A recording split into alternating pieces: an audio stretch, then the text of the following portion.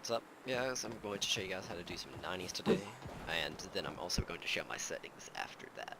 So, you start with your 2 ramps up, put your wall here, wall here, wall here, and then you want to jump and place your stair and your floor at the same time. That's crucial because you don't want to get stuck between your stair and your floor and lose time.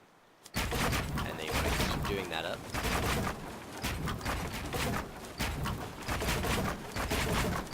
When you get kind of full speed like this, it's okay if you do hit the wall, because that's how it starts off when you're learning.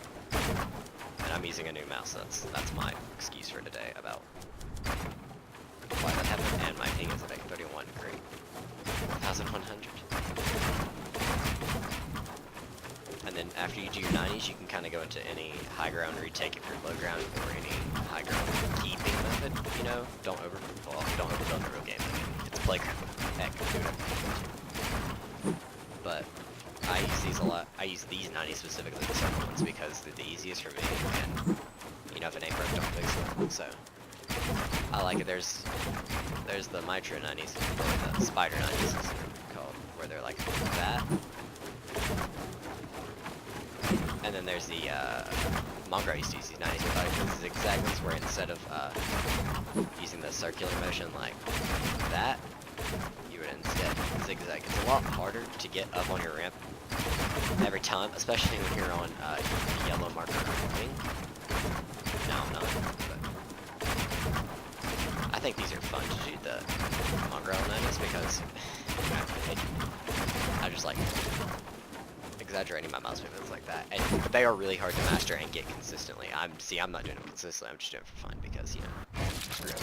But anyway, I'm gonna go back down here and then I'm going to show off the old settings.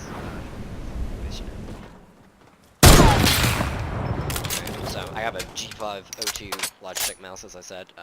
It's wired. It's not the wireless one, and I have no weights in it, so it's base weight. These are my video settings. I have a 1050 Ti graphics card, gigabyte one, and then I have a AMD Ryzen 7 2700X and 16 gigs of RAM in my PC.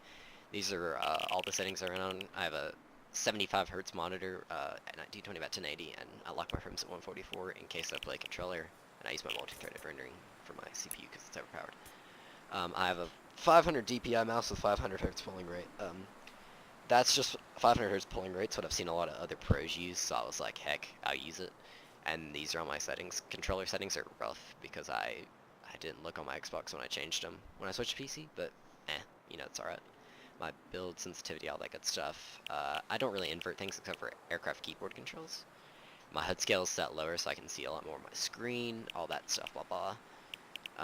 Yeah, blah blah. And then toggle sprint, I do sprint by default though, so I don't have to press the sprint key. No, sprint cancels reloading. Tap to search is great. Reset building choice is good, and all this good stuff. Nvidia highlights are on, and my replays are on. I have a beefy computer, but I suggest you're playing on console, or if you're playing on a not so beefy computer, to turn your replays off, and definitely turn Nvidia highlights on if you're on computer and you don't have a good computer. These are my volume settings. I have Corsair Void Pro headset, so that's what I'm using for audio and microphone at the moment. Playing Duranotope 5, color blindness, no visualized sound effects or anything like that.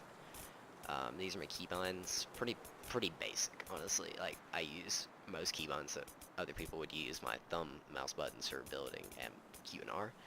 And then my traps are mouse wheel down, which I thought was going to be hard with the infinity scroll in this thing, but it's alright. And then repair, that's, I just went with what's comfortable.